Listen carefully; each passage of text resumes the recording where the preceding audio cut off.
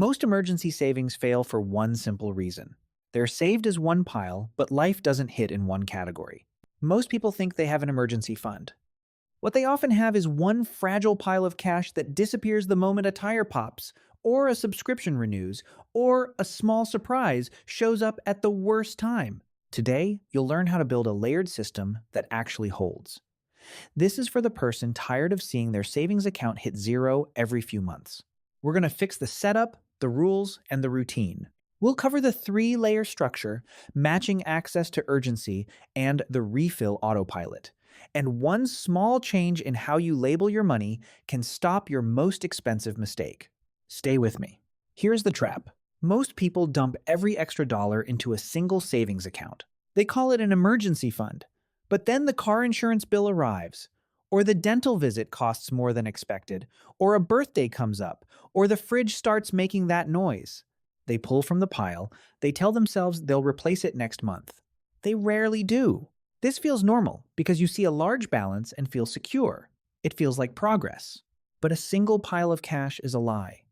It mixes predictable life costs with true emergencies. When you mix the two, you don't have a safety net. You have a slush fund. Let's assume you have $3,000 in savings. Your car registration is $400. Your heater breaks for $2,000. Now you're at $600. If you lose your job the next day, you're in a crisis. The system failed because the system had no boundaries. The problem isn't only how much you save, it's how you organize the save. If everything feels urgent, your system is broken. Calm comes from rules, not just cash. An auditor looks at a balance sheet and asks one question. Is this capital restricted or unrestricted? Most Americans carry unrestricted savings, meaning the money has no name. And when money has no name, it belongs to the loudest problem. If the loudest problem is a new iPhone because your screen is cracked, the money goes there. If the loudest problem is a flash sale for a kitchen gadget you needed, the money goes there. We're ending the era of the unnamed dollar. An emergency fund is not a wealth-building tool. It is insurance. You don't expect your car insurance to pay for groceries. So why do you expect your emergency fund to pay for Amazon Prime? When you consolidate your savings into one pile, you create a psychological wealth effect. You see $5,000 and feel rich. You feel like you can afford a $200 dinner because it's just a small fraction of the total. But that $5,000 isn't extra. It's assigned to future problems you haven't met yet. Job loss, transmission failure, medical deductible. When you keep it unlabeled, you're borrowing from your future desperate self to satisfy your current bored self. That's how one-pile savings creates financial fragility. Here's the truth. Nothing happened. Life happened. Life is predictable in its unpredictability. We know the car will need tires. We just don't know the Tuesday. We know the roof will leak eventually. We just don't know the month. If you treat tire replacement as an emergency, you're mismanaging your inventory. A tire is maintenance. A true emergency is job loss. When you use job loss money to buy tires, you are performing a bad audit. To break the loop, we move from a savings account mindset to a risk management mindset. Rule 1. Separate emergencies from irregular expenses. Trap. Using emergency cash for predictable, non-monthly bills. Why it feels normal. These bills don't happen every month, so they feel like surprises. Fix rule. Create a stability buffer separate from your emergency fund. Do this today. Open a second savings sub-account for irregular bills like car tags, annual subscriptions, and holiday spending. Most people fail through death by 1,000 subscriptions, monthly and annual. An auditor doesn't accept surprises. An auditor checks last year's ledger. If you spent $1,200 last year on random things, you will likely spend something similar this year. That is not an emergency. That's a line item. The stability buffer is meant to be spent. It's a transit hub. The emergency fund is a fortress. Rule 2. Build layers by job, not just amount. Trap. Aiming for a flat $1,000 or 3 months without defining what it protects. Why it feels normal. Round numbers are easy to remember, but your life isn't a round number. Fix rule. Define 3 layers of liquidity. The minor glitch, the major disruption, the catastrophe. Do this today. Assign a job to your current balance. Don't just look at the total. Assign the first $1,000 to the minor glitch. Assign the next chunk to job loss phase 1. Tiny example. If you have $2,500 total, label $1,000 as mechanical, home repair, and $1,500 as job loss phase 1. Why layers? Different emergencies have different lead times. A broken fridge is layer 1. You need money today. A job loss is layer 2. You need money over the next 90 days. If you mix them, you treat the fridge with the same panic as the job loss. Layer 1 is your front line. It gets used. It's replaceable.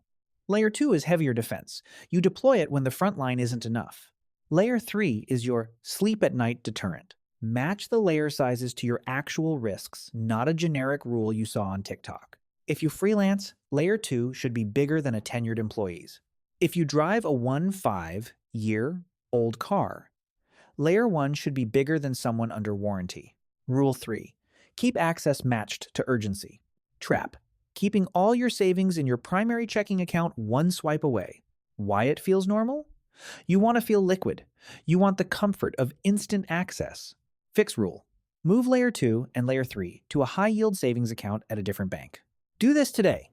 Transfer your job loss money to an online-only bank that takes 2-3 business days to move back. Tiny example. Keep $1,000 local for a weekend problem. Keep $10,000 external so you can't spend it on a spontaneous Vegas trip. Friction is your best friend. In the digital age, we removed all friction from spending. You can buy a $2,000 TV with your thumbprint. If your emergency fund is one thumbprint away, it isn't an emergency fund. It's an impulse fund.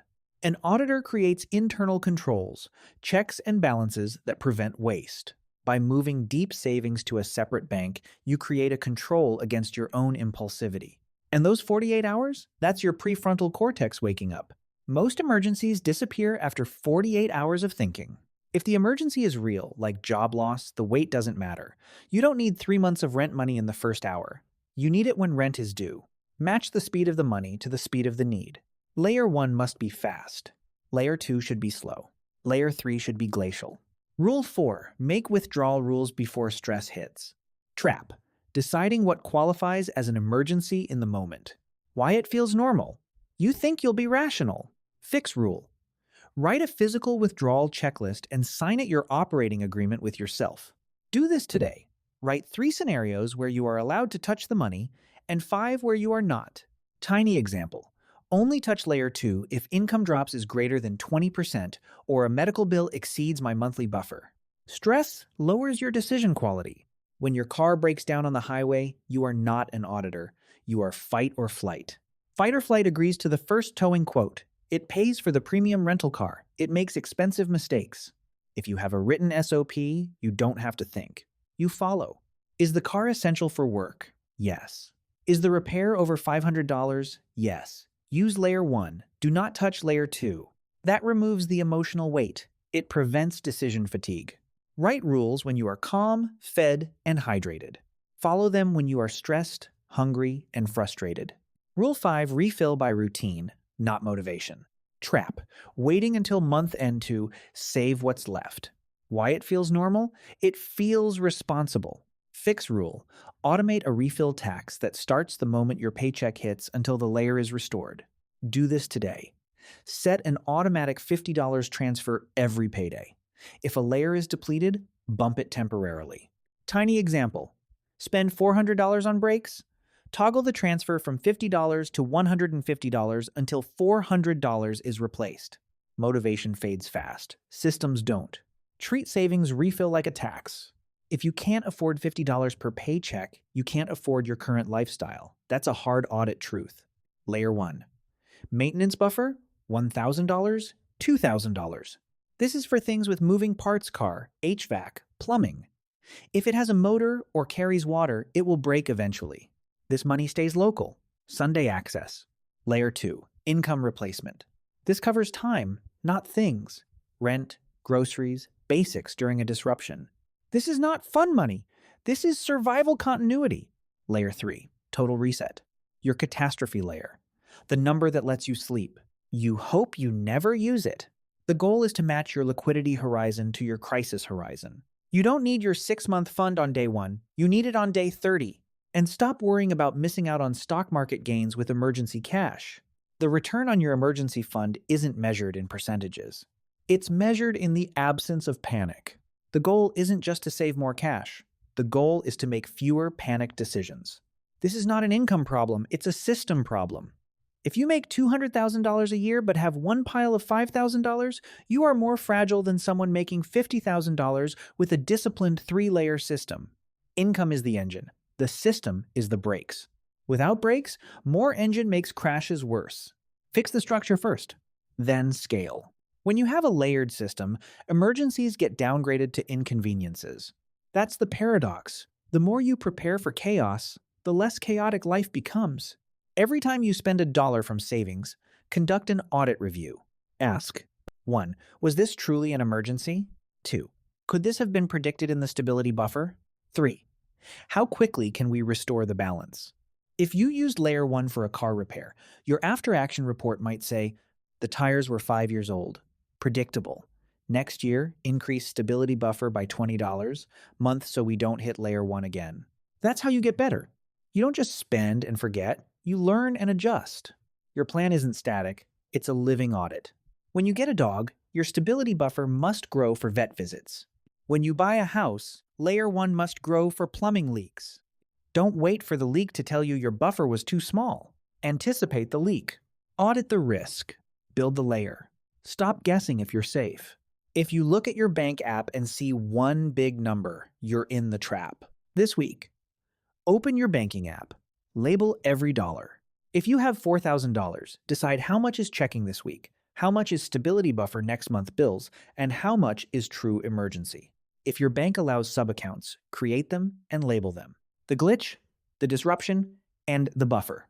This month, calculate the total cost of annual and semi-annual bills, prime history, car registration, holidays, total it, divide by 12. Automate that transfer into stability buffer on payday. This year, aim to fully fund Layer 1 and begin Layer 2 at least 1 month of basics without touching them for non-emergencies. If you touch them, use the refill tax method and restore within 90 days. Quarterly, audit your withdrawal checklist for emergency creep, new shoes, better laptop, lifestyle upgrades. Financial peace isn't a feeling, it's the result of a structured system. Stop treating savings like a bucket anyone can dip into. Treat it like a series of locks in a canal. Each lock has a purpose. Each lock protects the one behind it. Build the layers. Set the rules. Automate the refill. The auditor is done here. Now it's your turn to execute. To improve the system, we must identify the leaks. What was the last emergency expense you had that, looking back, was actually predictable? Was it a car repair you knew was coming? A semi-annual insurance bill? A holiday gift? Share it below so others can add it to their stability buffer checklist.